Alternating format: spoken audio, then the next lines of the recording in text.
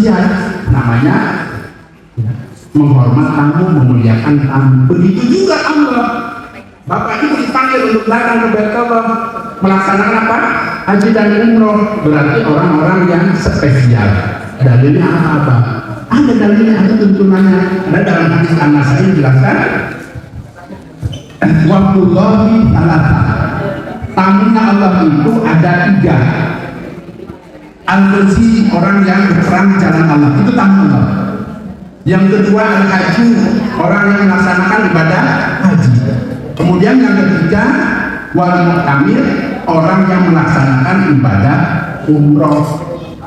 Berarti besok-besok kalau Bapak Ibu haji dan umroh ini, berarti sadar atau tidak sadar Bapak Ibu harus senang, harus bahagia karena ditunjuk oleh Allah, dikasih undangan datang ke Baitullah. Kemudian apa kelebihannya? Jadi tamu-tamu Allah kalau di sini kan dikasih bubur, dikasih apa emping, kerupuk, apa itu ya, ada bonusnya jadi tamu Allah.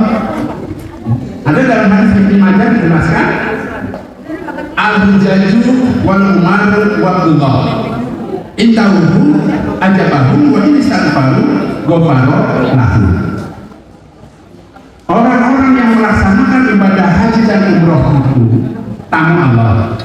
Apabila dia minta, apabila dia berdoa kepadaku, kata Allah, pasti aku berikan kepada mereka, dikabulkan doanya. Dan apabila dia minta ampun kepadaku, kata Allah, maka aku Allah akan ampuni mereka. Itu janji Allah. Berarti yang keempat, doanya makbul. Ingat tadi yang pertama apa? Diampuni dosa-dosanya. Kemudian dihilangkan kefakirannya. Yang ketiga, orang yang haji umroh itu merupakan tamu-tamu pilihan Allah. Yang keempat, makbul doanya. Oke?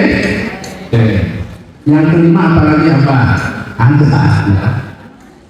Yang kelima ada dalam hadis dijelaskan jihadul hadir wasawir wahwaiki wal mar'antil haji wal umroh.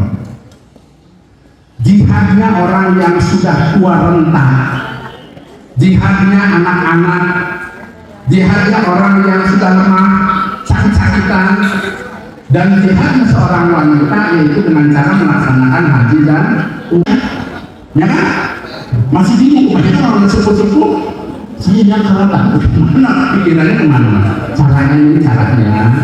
Kalau orang yang orang tadi pahalanya diampuni dosa-dosanya. Kamu melakukan sesuatu amalan umroh supaya tersirat di dalam hatinya, lintaskan, ya Allah, saya akan umroh, ampuni dosa-dosa saya Allah. Berarti mintanya bukan ke apa ke Allah, itu caranya.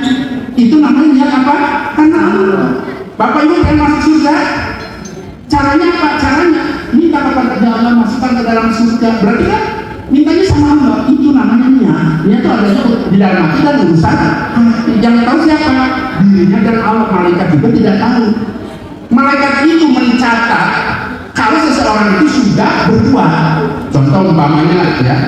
Jadi misalnya ada seorang laki-laki dan tadi melihatin aja. Ternyata setelah abad pindah kan uang abad jatuh umpamanya. Dia niatnya ngambil itu. Kalau dia sudah berbuat ngambil baru ditulis, oh si fulan ngambil uang abad 1 juta. Tapi niatnya dia di dalam hati nggak tahu, yang tahu dirinya kan Allah. Dipahami? Lanjut ya. Mengenai tadi apa niat karena Allah itu adalah silahkan di dalam setiap amalan itu supaya dilintaskan, supaya gerentes. Makanya harus tahu pahalanya. Jangan ujuk-ujuk sholat, Allahu Akbar sholat. Iya itu harus ada. Apa orang apa namanya sholat itu kan ya? Apa namanya butuh waktu, butuh tenaga kan bisa sendiri. Tujuan sholat itu apa? Harus tahu. Diampuni dosa-dosanya. Berarti kalau niatkan, ya Allah hari ini saya akan sholat zuhur, ampuni dosa saya. Itu namanya niat karena Allah. Atau barangkali ya Allah saya akan melaksanakan kewajiban saya sholat ya Allah. Itu namanya niat karena Allah. Paham ya? Berarti sekarang sudah tahu cara niat itu ya seperti itu. Oke. Nah, pertama niat karena Allah. Ini supaya diterima amal ibadah pada saat umroh atau haji. Yang kedua, tata cara ibadahnya harus mengikuti tuntunan Allah dan Rasulnya. Kalau tata caranya tidak mengikuti, maka Allah tidak akan terima. Kenapa Allah itu menurunkan Nabi Muhammad? Supaya ngasih tahu ini yang benar kayak gini ya, cara sholat begini, cara puasa begini, cara haji begini, ikuti. Ya. Apakah ada dalilnya perintahnya? Ada. Ya. Khudu ani manasikikum, ambillah dariku, kata Nabi, tata cara haji dan umroh kalian. Itu perintahnya. Makanya kenapa di sini apa? Setiap ada yang umroh, umpama daftar nih ke ICT atau ke apa, digembleng dulu supaya apa? Supaya tahu cara mandi dulu, dikasih tahu. Umur 50 tahun suami istri mandi dulu, pada nggak tahu. Apakah ada? Tuh ya, cara wudhu seperti Nabi seperti apa, ayamnya seperti apa. Jangan cukup berangkat bukan begitu ibadah. Ibadah itu kan dari dasar itu apakah sudah benar ibadahnya. Tuh ya, seperti itu. Tadi sampai mana tadi?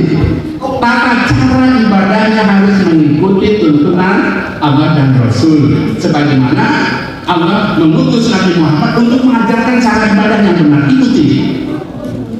Yang ketiga, hasilnya dikasih Bapak Ibu yang punya uang, biayanya harus didapat dari yang kalah. Berarti kalau orang itu pulang tambah susah, tanya kepada orang tersebut, hartanya itu dari mana? Oh, saya diumrohin sama anak saya, tanya tuh dapatnya dari mana? Apakah uangnya dapat dari cenat-cenut, dari malah, dari korupsi? Allah tidak terima. Itu maksudnya. Makanya hati-hati. Abang itu sampai teliti seperti itu. Tujuannya apa? Saya Bapak itu mengeluarkan uang puluhan juta. Ya, berarti harus hati-hati keuangannya. Kemudian yang keempat, mengenai haji dan umroh ini merupakan ibadah yang dilihat oleh orang, dipertontonkan. Beda dengan puasa. Contoh apa? Apa umpama hari ini puasa? Apakah Bapak Ibu tahu kalau Abah puasa? Kan tidak. Yang tahu hanya Abah. Tapi kalau namanya itu tadi umroh atau haji, minimal keluarganya dikasih tahu, karena kan pamitan, tetangga dikasih tahu, berarti itu terlihat orang. Terus bagaimana apa maksudnya? Maksudnya bisa tidak Bapak Ibu di dalam melaksanakan haji atau umrohnya itu jangan sampai di dalam hatinya ada perasaan ujub. Tahu ujub? Bukan ujub. Ya, kalau ujub mungkin tetangga itu ya. Ini ujub. Ujub itu adalah sifat seseorang atau sifat manusia di mana dia merasa lebih daripada orang lain. Ini gua orang kaya, bukan orang kaya, orang kaya bisa umroh 7 kali. Nggak nanya padahal apakah ada yang bilang ke apa seperti itu, ngobrol bilang apa sudah 7 kali, emang apa nanya. Oke, lanjut ya. Itu sifat ujub, merasa dia lebih daripada orang lain. Apakah orang miskin, mohon maaf ya, dia tidak bisa ujub? Bisa. Contoh, umpama dia umroh pedagang kecil di sekolah, dia di dalam hatinya umpama ada gerintas, nih saya walaupun saya pedagang kecil tapi gue bisa umroh loh. Itu namanya ujub pertama, di dalam hati ujub. Kemudian setelah ujub, urut-urutannya ini jangan dicik. Setelah ujub kemudian bercabang menjadi ria. Baru terlihat riaknya. Apa yang dimaksud dengan ria? Karena ingin didengar oleh orang lain. Saya Ibu Siti, insya Allah bulan depan Bapak Ibu saya akan umroh, doain ya. Umpamanya kan ngasih tahu ke orang-orang. Bukan nggak boleh, tetapi hati-hati.